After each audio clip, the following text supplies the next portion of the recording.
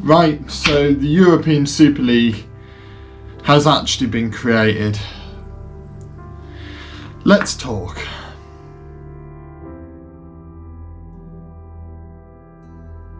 Right, so as many of you football fans will know, the European Super League was officially created at about midnight British Standard Time as of today. The announcement probably came just before midnight, but everything was officially ended roughly just after midnight. I was live tweeting to the entire thing, but I'm not here to talk to you about... I'll talk to you about my opinions later, and I think that's probably why you clicked on this video. But I think first of all we need to establish this European Super League. What is it? What the hell's going on? The world has officially gone mad. So the European Super League was kind of a what if in football. Like, no one really knew what it would be like if it actually happened, and it was an excuse to make a bunch of Football Manager experiments. So a load of YouTubers made absolutely shitloads of Football Manager experiments and over this, and it was fine. It was fine. It was like a what if in football. What if all these teams were in the same league? Obviously we all knew that was never going to happen. And the Champions League was basically like that. The only possibility would be that maybe the Champions League turns into a league system, but then you would probably struggle to get these shock results and all of that, because obviously you would probably get a more general feel for the best team. But the Champions League was full of shocks, full of surprises. You know, all those comeback victories. Tottenham against Man City, and I think they did it against Ajax as well. Liverpool against Barcelona in that exact same season are two that have come to mind very quickly for me, of times where a team has been down on their ropes, going down on aggregate and coming back in the second leg. That will never ever happen again. It was just a what if. What if this happened? None of us thought it would, at least for another 20 years. But it's happened now. Now, usually I'd do these videos and my eyes would be darted directly on you, but I've actually got my laptop to my left because I'll talk to it about it a bit more in detail later once I've gone through the rules of the Super League a bit more, just to give you a bit of context, because I've tried to find as much information on this as possible. But as I was setting up for this video, Jose Mourinho was sacked by Tottenham. I will talk a bit more about that later, but it has relevance to the Super League as well. It's mayhem, absolutely mayhem. Right, so it all started with the 6 big teams. I'm not calling them the top teams because they're not the top teams in England right now, but the 6 big teams: Liverpool, Man United, Man City, Arsenal, Tottenham and Chelsea, all declaring that they will be going into the European Super League. Man United and Liverpool have officially left the UEFA and FIFA competitions, and so have all of the Italian clubs that are also in it. I think Juventus has definitely done it, and I will get to the teams later. There is just so much information to go through with you. I genuinely don't know where to start. So we'll start with the actual rules of the competition. So there will be 20 participating clubs with 15 founding clubs in it. And there will be qualifying mechanisms in order to find the other 5 teams to qualify annually based on the achievements of the prior season. Midweek fixtures with all participating clubs continuing to compete in their respective national leagues, preserving the traditional domestic match calendar which remains at the heart of the club game. We'll get to that in a minute. An August start with the clubs participating in 2 groups of 10 playing home and away fixtures, with the top 3 in each group automatically qualifying for the quarterfinals. Teams finishing 4th and 5th will then go on to compete in a two-legged playoff for the remaining quarter-final positions. A two-leg knockout format will be used to reach the final at the end of May, which will be staged as a single fixture at a neutral venue. Basically, what they are telling you there is this will be replacing the Champions League. Now, the Champions League, on a technicality, will stay. It will stay.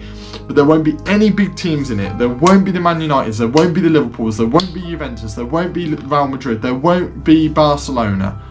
The only ones that haven't really said anything or have initially rejected it are the German clubs of Bayern Munich, and Bayern Munich might have actually gone in. There's rumours that they might have done. Dortmund have came out they don't really want to. PSG have apparently came out and said that they don't really want to. That's the shock for me.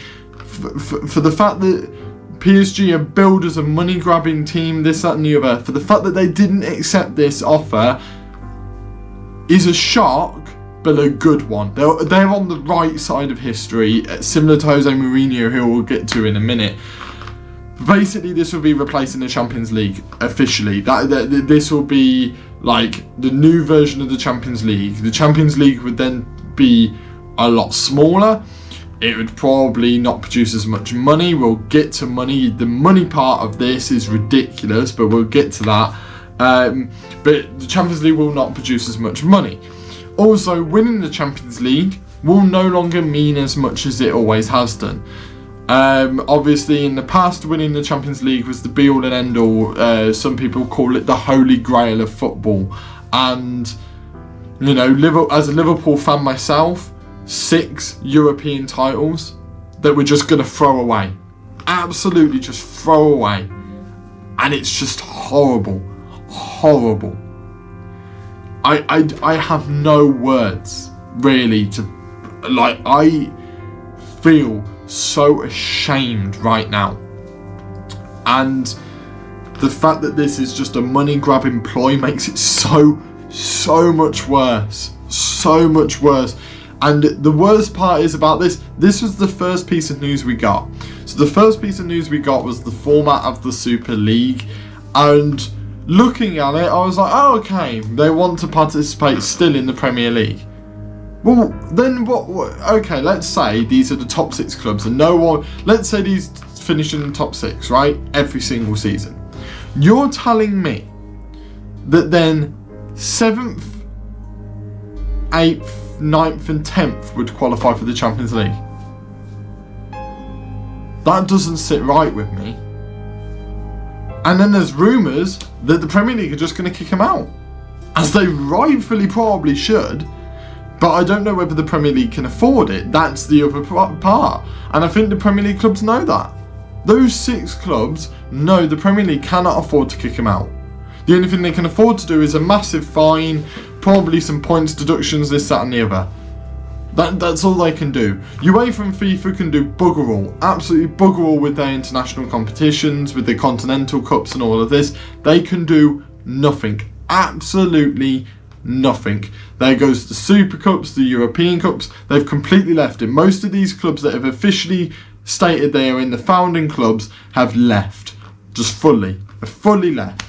And I just have no words. I have no words to explain my anger that I am feeling right now. And bear in mind, right, that was the first piece of news. That was the first bit. And then we get into the money, right? So basically, rumours were that it would this league would produce 3.5 billion pounds, no, 3.5 billion euros, and just over 3 billion pounds for all of the clubs. How wrong were we? It will produce 3 billion pounds for every single club involved. Every single founding club. It will have its own financial fair play. It will have its own ruling system.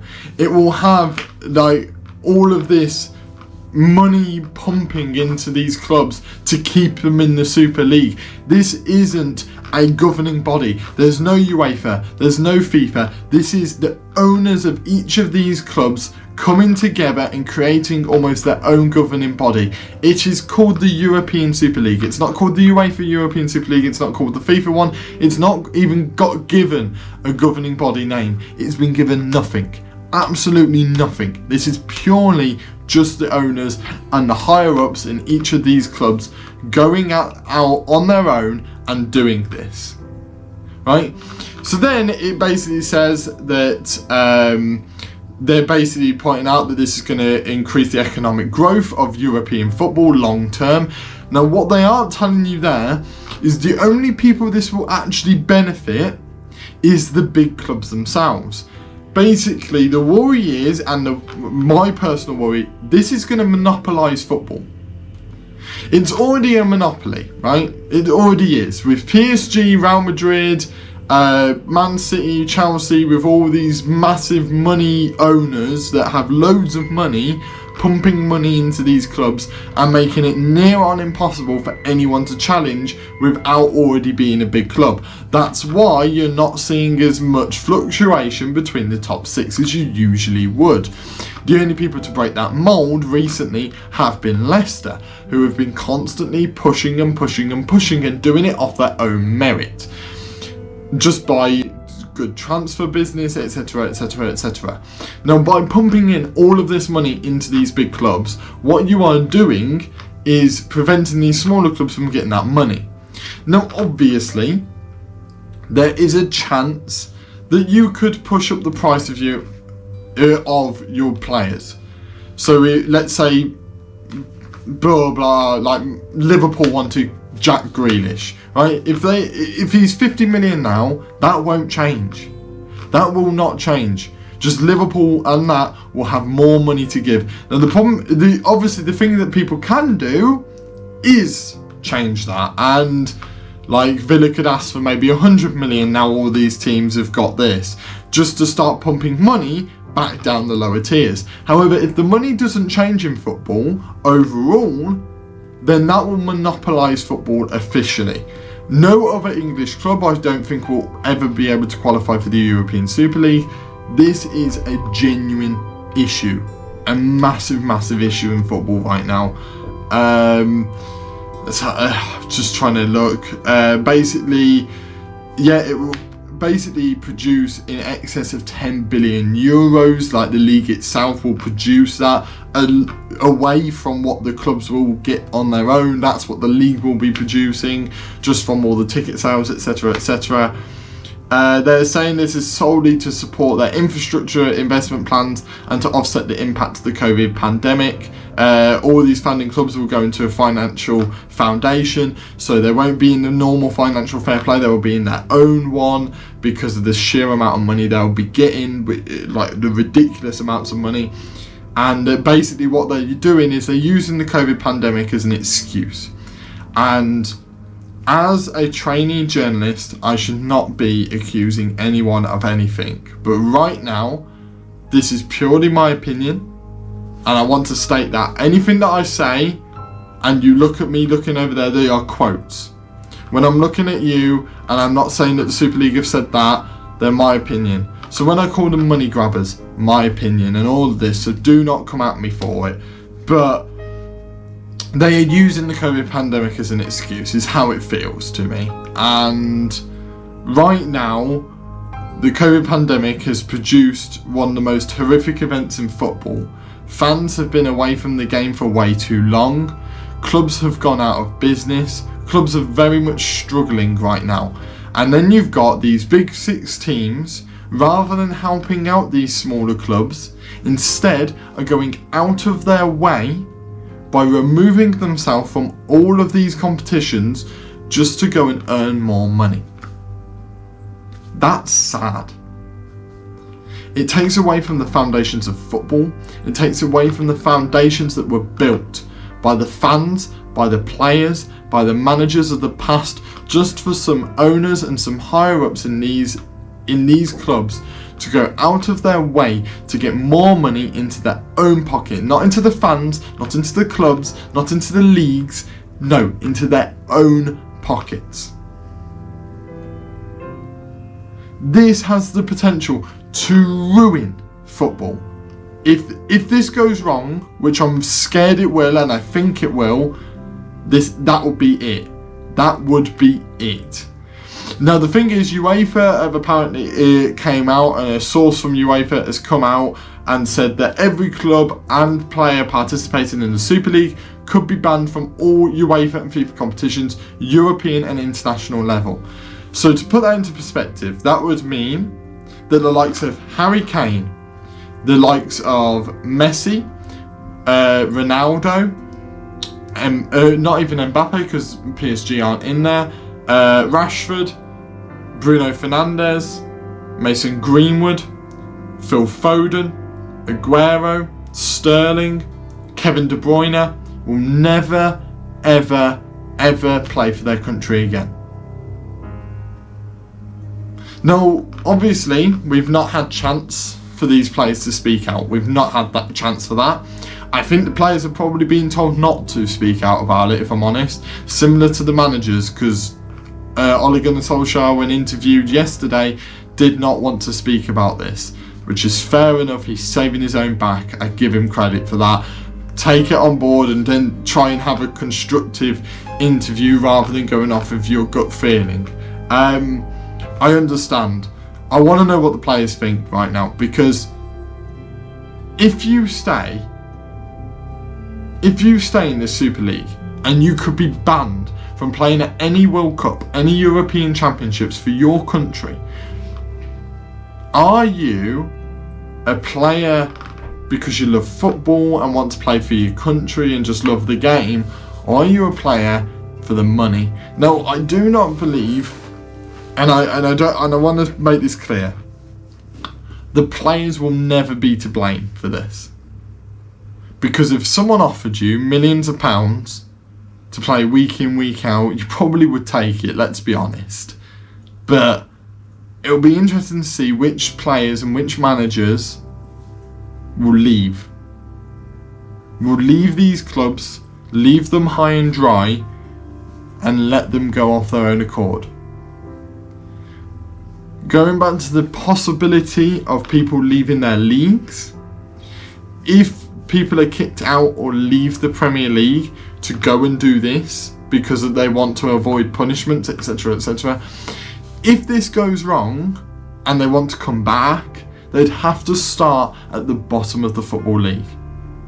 No matter what players they've got, they'd have to start at the bottom of the Football League because they would have left. There's also a chance, and I'm saying it now, there's a chance that UEFA and FIFA may ban all of these clubs that have entered the Super League permanently from their European competitions. No matter whether they come back into these leagues, no matter whether the Super League fails, they might just ban them all together. And if they do that, number one, fair play, go ahead and do what you want. Number two, I would never be able to watch Liverpool win the Champions League again. I would never have the pleasure of watching us lift a European trophy ever again. It's just crazy. It's genuinely absolutely crazy. And to think that it has brought FIFA and UEFA together to go against this, two governing bodies, two very different governing bodies, two governing bodies that have disagreed week in, week out over what to do with football, have come together against the Super League. If that doesn't tell you how bad this is for football, I don't know what will. And it just goes on and on. Then there was another statement from the Super League basically saying that the pandemic is to blame, like it's created instability in European football, in the economics of European football, which angers me a little bit, because money in European football right now isn't as big as it used to be, but it's still big, right? Because of the pandemic, it's not as big, but it's still big. Think about those clubs. Think about the clubs like Bolton, and Bury, who struggled during the pandemic.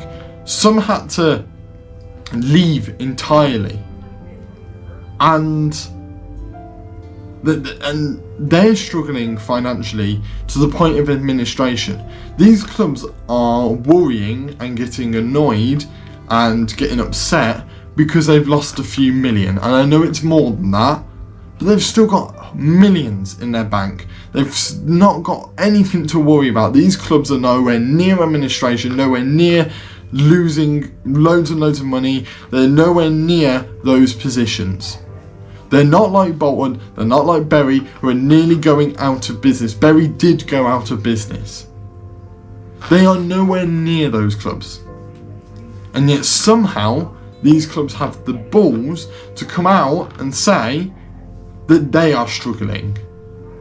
It just doesn't sit right. It really doesn't sit right.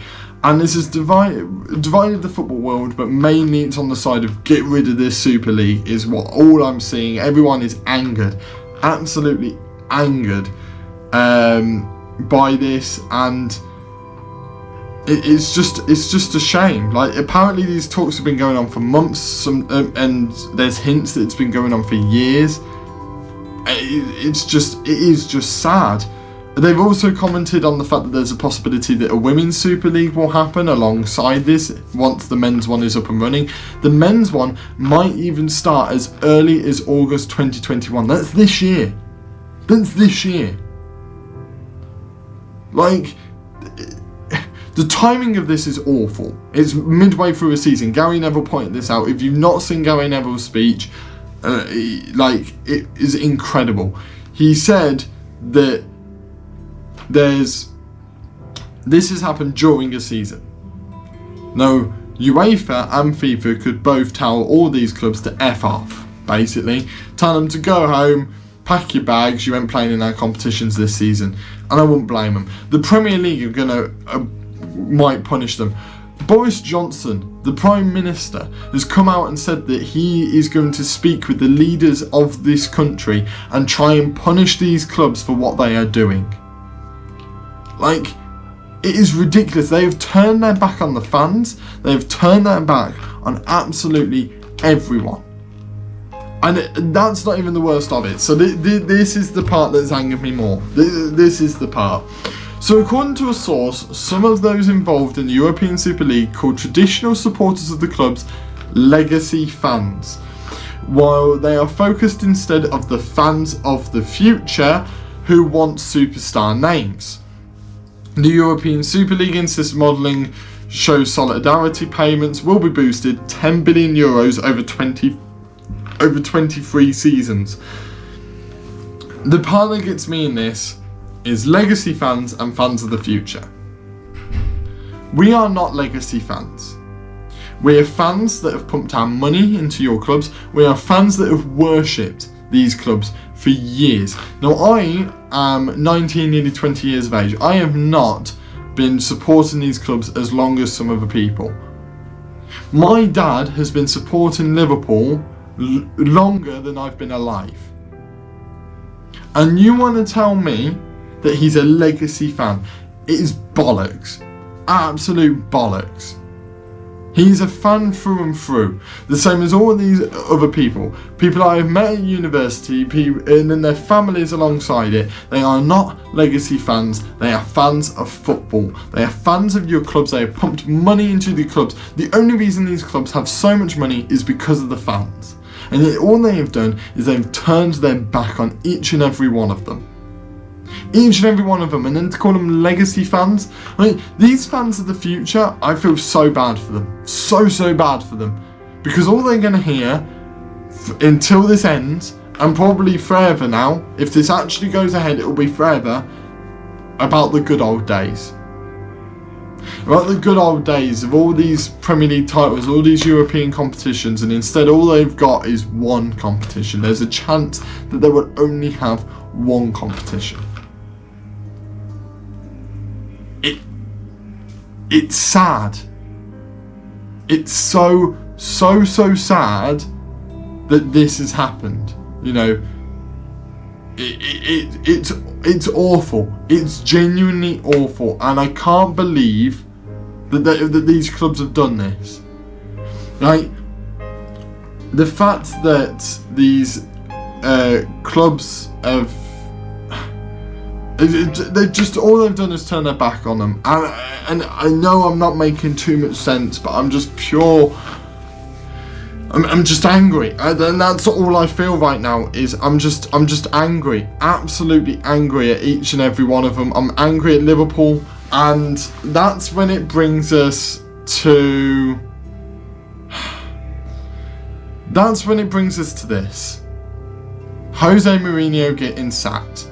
So the Jose Mourinho thing. Jose Mourinho was sacked, and there's a reason for this, and there's a source that has came out and said that Jose Mourinho went into the club and basically had an argument with Daniel Levy, the chairman of Tottenham, over their inclusion into the into this European Super League, and by association, Jose Mourinho was sacked. About 5 days before, 5 or 6 days before, they've got a Carabao Cup final on Sunday against Manchester City. They've got a cup final, and they've sacked their manager. They do not care. They do not care, and that's the worst part. Tottenham Hotspur haven't won a title in, I think, over 10 years. One of the Big Six club hasn't won a single title in over 10 years. And they've got the chance to win one, and they've thrown that away just for the sake of their own feelings and this, that, and the other. This is awful, genuinely awful. I cannot put into words. This is the only time I'd ever be okay with Jurgen Klopp leaving Liverpool. If Jurgen Klopp does what Jose Mourinho has done, take that stand, leave the club because of their actions, and give them the warning: if you carry on with this, I will leave the club. I will be more than happy, and I'd have more respect than ever before for these managers if they do that. Similar to the players. If the players ended up doing it, I'd have more respect than ever before for each and every one of them. This right here has brought the footballing world together. I never thought I'd have Liverpool fans, Man United fans, Man City fans, Arsenal fans, Tottenham fans and Chelsea fans all talking about the same thing, all agreeing with each other, all messaging each other nicely. No arguments, nothing. All messaging each other nicely, going out in solidarity over the European Super League. I never thought I'd see anything like this, and instead I'm sat here doing a video for nearly half an hour, and probably even more past this point, about this. About the fact that the European Super League will ruin football. That is a fact. That's not an opinion, it's a fact.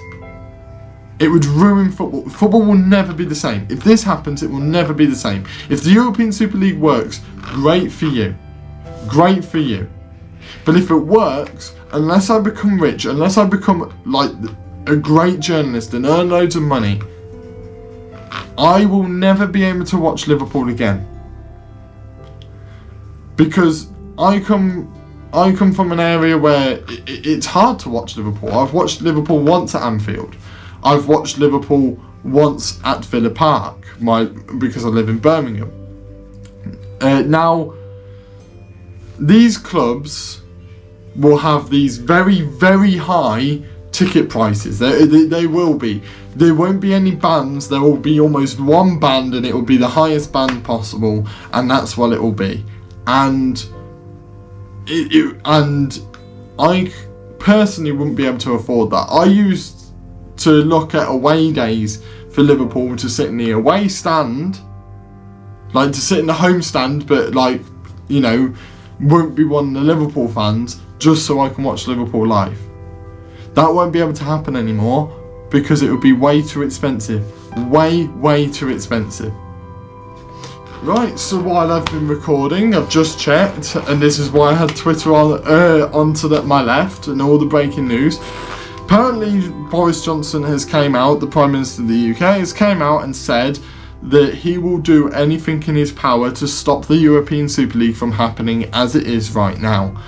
I don't know what power he has, I don't know what he can and can't do about this, but if he does it, fair play to him. I genuinely don't know how this is going to go from here on out. Hopefully this doesn't happen. Fingers crossed this doesn't happen. But even now, all of these clubs will be hated by their fans, and you know, to see how can you go back on this?